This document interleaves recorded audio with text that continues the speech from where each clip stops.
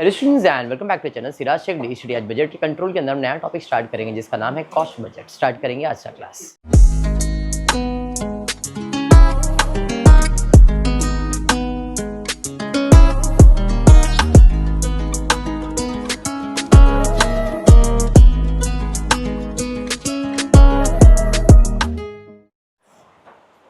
पिछले क्लास में हमने जो कवर किया था उसका नाम था फ्लेक्सिबल बजट।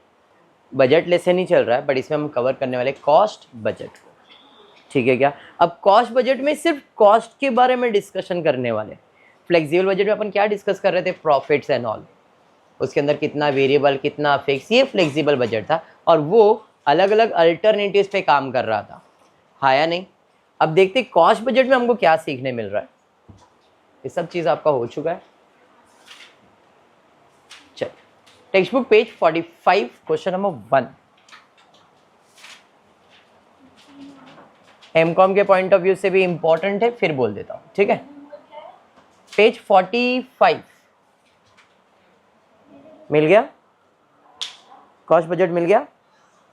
क्वेश्चन 1 मेरे इसमें लिखा, आपको 23 रहेगा शायद, 23 है क्या, ठीक है। Draw material procurement budget, material procurement budget, cost budget, material cost budget, ठीक है। ब्रैकेट में दिया quantitative from the following information. ध्यान से कॉस्ट बजट कैसे बनता है जरा समझने का। Estimate sales during the year will be 40,000 unit. हम पूरे साल में दिशा कितना सेल्स करेंगे, 40,000 यूनिट का सेल्स करेंगे, बराबर है। Material required will be 3 unit of A, 5 unit of B for each finish product sold. मतलब क्या है इसका, anyone?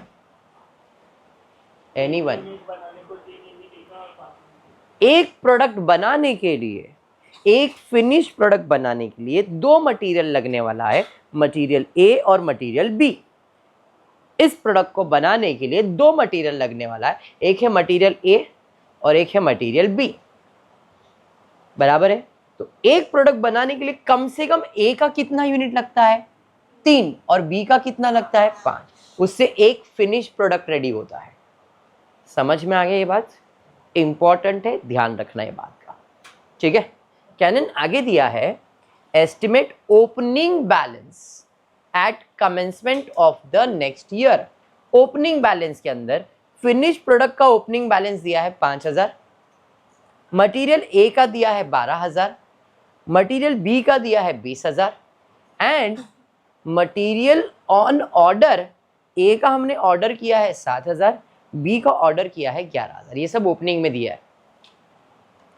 The desire closing balance at the end दिया हुआ है, फिनिश का क्लोजिंग बैलेंस, मटीरियल ए का क्लोजिंग बैलेंस, मटीरियल बी का closing balance and material order A कितना बी कितना, ये दिया है। ये क्लोजिंग इंफॉर्मेशन, ये ओपनिंग इंफॉर्मेशन दिया है, बस खत्म क्वेश्चन, इतना ही दिया है। अब हमको कॉस्ट बजट प्रिपेयर करना है। मटीरियल प्रोक्यूरमेंट मतलब कॉस्ट बनाना है। पर्टिकुलर कितने मटीरियल लगने वाले हैं, 2, ए एंड बी, ठीक है। हमको कॉस्ट निकालना है। कॉस्ट निकालने के लिए सबसे पहला चीज मैंने वहां पे लिखा है यूनिट ऑफ मटीरियल रिक्वायर्ड। कितना मटीरियल रिक्वायर्ड है प्रोडक्ट बनाने के लिए, तो वर्किंग देखते हैं। एस्टिमेटेड सेल्स, कितना सेल्स करना अपने को, सेल्स कितना होने वाला है, सेल्स फिनिश प्रोडक्ट का ही होगा, एग्री करते हो। तो मैंने एस्टिमेटेड सेल्स लिखा 40,000, ये समझा। फिनिश प्रोडक्ट का सेल्स कितना हुआ, 40,000 का। मेरे पास फिनिश प्रोडक्ट का ओपनिंग और क्लोजिंग भी है, फिनिश प्रोडक्ट का ओपनिंग बैलेंस, फिनिश प्रोडक्ट का क्लोजिंग बैलेंस भी है, हाँ या नहीं।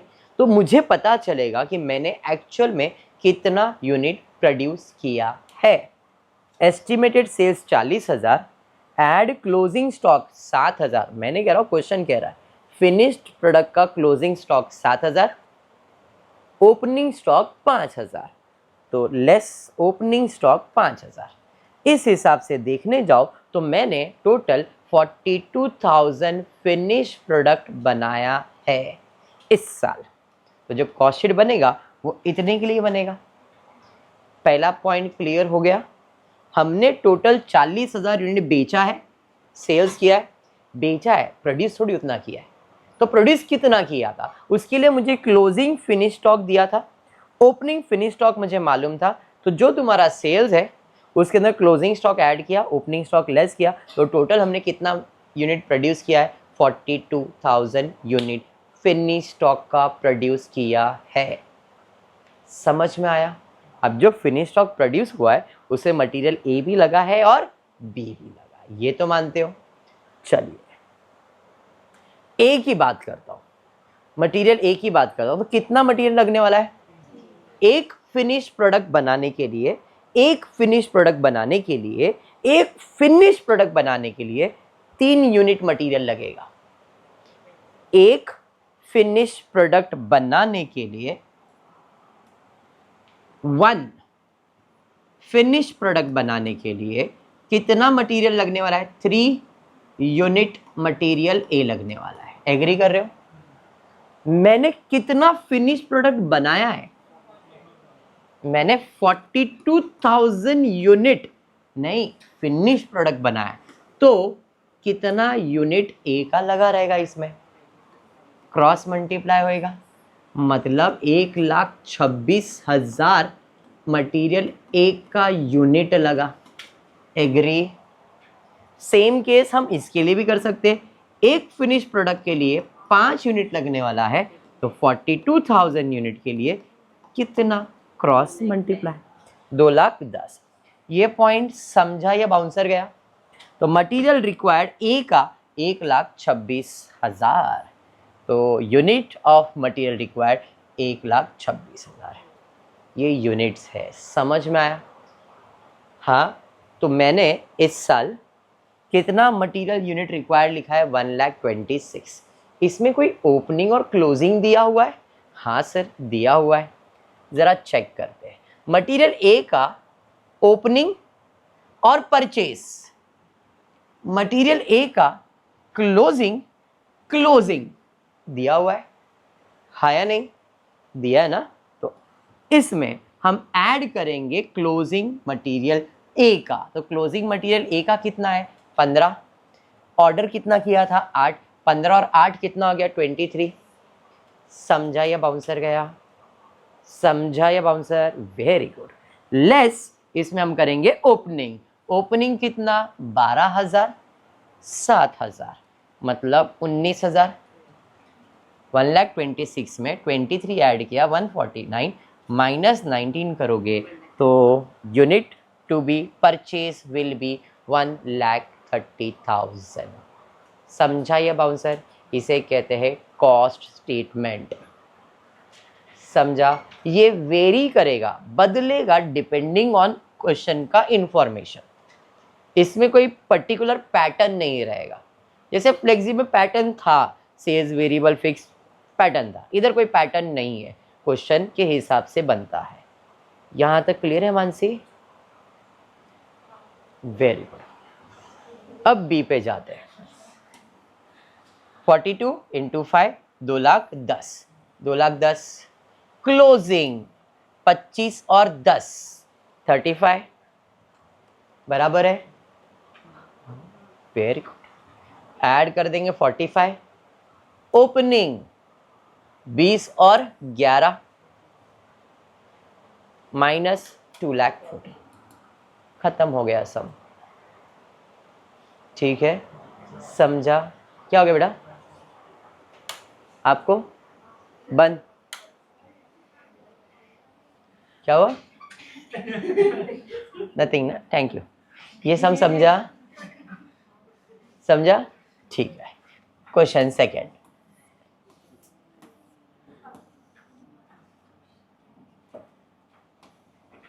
इंडो मस क्या है?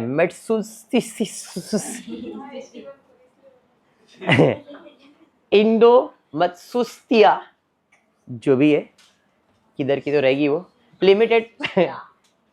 बस ज्यादा मत बोलने लगा मेरे को। Prepare a budget for a production of 1 lakh unit. हमने 1 लाख यूनिट का बजट बनाया हुआ है और ये 1 लाख यूनिट का बजट मेरे पास है, ठीक है, इंफॉर्मेशन दिया है। एक्चुअल में जो प्रोडक्शन हुआ था वो 60,000 यूनिट का ही हुआ था। कैलकुलेट करो revise budgeted cost per unit. अब देखो इन्फॉर्मेशन में raw material, wages, chargeable expenses, work overhead, admin, selling. अगर मैं इसको देखूं तो मेरे को कॉस्ट शीट याद आ जाता है। डायरेक्ट तो प्राइम कॉस्ट, फिर एक्ट वर्क कॉस्ट तो वर्क कॉस्ट मिलता था, एडमिन, सेलिंग, उसी पैटर्न में। अगर आप वैसा लिखो तो भी चलेगा, डायरेक्ट लिखो तो भी चलेगा। मैं ऐसा नहीं बोल रहा हूँ कि कॉस्ट शीट का ये फॉर्मेट फॉलो करना है, बट डायरेक्टली कर सकते हैं। स्टार्ट करता हूँ। ये जो 2,52,000 दिया है, 2,52,000 दिया है, वो कितने यूनिट्स के लिए दिया है? 1 लाख यूनिट के लिए दिया है। मतलब 2,52,000 जो कॉस्ट है वो 1 लाख यूनिट का है। मुझे जो कॉस्ट शीट बनाने का है वो कितने यूनिट के लिए बनाना है? 60,000। कैसे बनाऊंगा? तो 2,52,000 ऐसा कैलकुलेटर पे अगर आप लिखोगे और उसको डिवाइड बाय 1 लाख करोगे तो 2 रुपीज 52 पैसे आएगा। आया क्या? 2 रुपीज 52 पैसे पर यूनिट आ गया। इनटू कितना यूनिट करना है? 60। तो इंटू 60,000 कर दोगे तो आपको कॉस्ट मिल जाएगा। तो रॉ मटेरियल का कॉस्ट 1,51,200। कॉस्ट पर यूनिट लिखना है तो 2.52। अब इसका ऐसा प्रेजेंटेशन रखो या फिर सिंपल प्रेजेंटेशन। ये तो कॉम्प्लिकेटेड प्रेजेंटेशन लग रहा है। Particular unit rate per unit cost. Material का cost 1,51,200, unit 60,000, rate per unit 2.52। ऐसा प्रेजेंट किया तो भी चलेगा, ठीक है। जो सोपा बांटता है वो करने का, ठीक है क्या? Very good. आगे पुढे जाएगा वेजेस। सेम 0.75 ही रहेगा। तो 0.75 इंटू 60,000 करने का 45,000 आने को मांगता है। 0.75 इंटू 60,000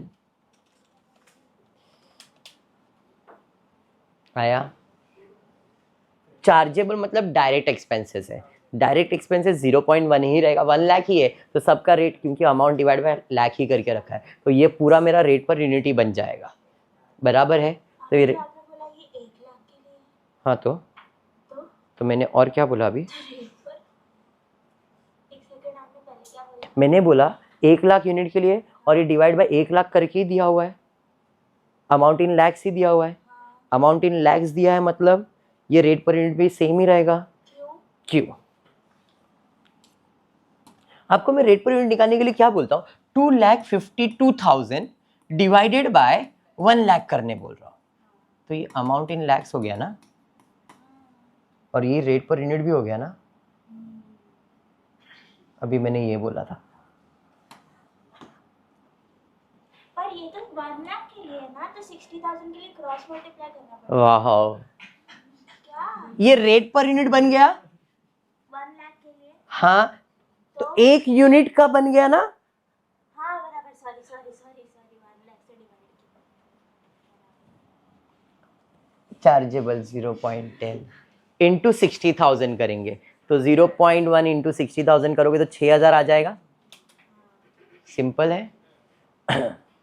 तीनों को ऐड करेंगे तो प्राइम कॉस्ट मिल जाएगा। अगर आपको करना है तो, जरूरी नहीं है। इसके बाद वर्क, फिर एडमिन, सेलिंग सब एक साथ ऐड करो, चलता है। बराबर है डॉन? टोटल मारेगा कितना आ रहा है डॉन? कितना? 2,02,200। 60,000 से डिवाइड करना है इसको। 2,02,200 डिवाइड बाय 60,000, क्योंकि ये 60,000 का ही है तो आपको 3.37। आप इसको प्लस करते तो भी सेम आएगा। कर लो, भरोसा नहीं आया। प्राइम कॉस्ट में ऐड करेंगे वर्क ओवरहेड्स। अब यहां पे थोड़ा बाइफर्केशन, 60% फिक्स है तो जरा ध्यान देना। टोटल जो खर्चा है सबर अली 2,50,000 बराबर फिक्स वेरिएबल। तो कितना परसेंट फिक्स है? तो 2,50,000 का 60% अमाउंट निकालो, कितना आ रहा है? 1 लाख 50,000। तो ये तो फिक्स हो गया और बचा 1 लाख। इसको डिवाइड बाय 1 लाख करूंगा तो 1 रुपया वेरिएबल हो जाएगा। तो वेरिएबल 1 रुपया और फिक्स का अमाउंट 1,50,000। समझा या बाउंसर गया? जो मेरा खर्चा है 2,50,000, खर्चा है ना 2,50,000, इसमें 60% क्या है? तो 2,50,000 का 60% अमाउंट निकाला तो ये आ रहा है 1,50,000। तो ये तो फिक्स है, इसको डिवाइड बाय 1 लाख 1 लाख करने की जरूरत नहीं है क्योंकि वो तो फिक्स है। वो 60,000 के लिए भी 1,50,000 ही रहेगा। लेकिन जो बच गया कितना? 1 लाख। कैसे? 2.5 लाख में से 1,50 गया तो 1 लाख ही बचेगा। अब इसको डिवाइड बाय कितने यूनिट से करना पड़ेगा? तो इसका रेट पर यूनिट कितना आ गया? तो वेरिएबल में क्या इंपॉर्टेंट होता है? Rate per unit. तो जब मैं वर्क ओवरहेड्स यहां पे लिखूंगा, जब मैं यहां पे वर्क ओवरहेड्स लिखूंगा तो वर्क ओवरहेड्स के अंदर मैं ऐसा प्रेजेंट करूंगा कि by fix and variable. Fix के सामने सीधा कॉस्ट में 1,50,000, लेकिन वेरिएबल के टाइम पे 1 × 60 विच इज 60,000। समझा क्या किया? वेरिएबल खर्चा 1 रुपया था तो 1 पर यूनिट आएगा, 1 × 60 तो यहाँ पे 60,000 आएगा। क्लियर? क्या किया? समझा ही अभी? चलिए देखते हैं कैसे किया है।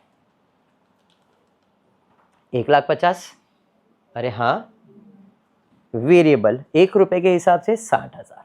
समझा? दोनों को ऐड करके टोटल दिखाया, 1,50,000 60 2,10,000, इसलिए 2 रुपीज़ का कॉलम है। अब डायरेक्टली 1,50,000 और 60, वाओ, 1,50,000 डिवाइड बाय 60,000 कितना आता है? कितना? समझा? री अंडरस्टैंडिंग व्हाट हैपेंड?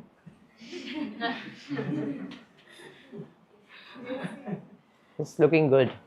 साफ किया है, यहाँ तक क्लियर हुआ है? पूरे जाएगा। ऐड करेंगे इसके अंदर एडमिन खर्चा, सेम पैटर्न में जाएगा। कैसे जाएगा बताओ जरा?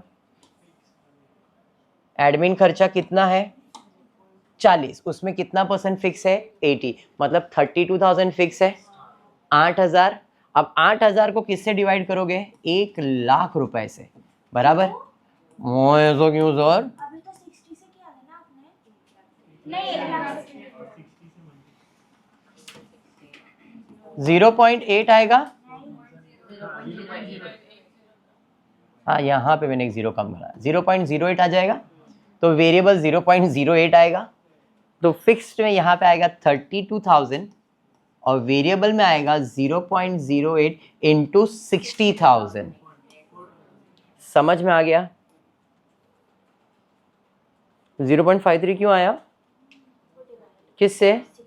वेरी गुड, इतना क्लियर। ऐड करेंगे सेलिंग एक्सपेंसेस, सेलिंग कितना है? 50%, तो 10,000 फिक्स हो जाएगा। बाकी 10,000 1 से डिवाइड करो तो 0.1 हो जाएगा, बराबर है 6,000। इतना समझ में आ गया? अब सबको ऐड कर देंगे तो टोटल कॉस्ट आ जाएगा। तो ये क्या है? ये जो मैं कैलकुलेशन नहीं दिखाना चाहता वो ये है, जो क्रॉस मल्टीप्लाई करे कंफ्यूज करने वाले, ये 2,50,000 डिवाइड बाय 1 लाख × 60,000। हाँ, ये नहीं दिखाना क्या था मेरे को, इसके लिए मैंने इसको ऐसा आने ही नहीं दिया ऊपर। समझा? सब क्लियर है? पक्का समझा? तो ये था आपका कॉस्ट बजट। 2 समूह और है 2-3 लेक्चर्स के अंदर। लेसन थोड़ा लेंदी जाएगा बिकॉज अलग अलग टाइप्स के बहुत सारे बजट्स हैं, बट सिंपल है। एग्जाम में कॉस्ट बजट के आने के चांसेस एमकॉम को ज़्यादा होते हैं, बैफ को बहुत कम है, बट है तो आपके सिलेबस में करवाया जा रहा है। ठीक है क्या? चलिए फिर आज का क्लास मेरे हिसाब से इतना ही है। यस, होपफुली वीडियो पसंद आया तो प्लीज़ वीडियो को लाइक कर देना, फ्रेंड्स ग्रुप में शेयर करना और चैनल को सब्सक्राइब करना। Thank you for watching the video.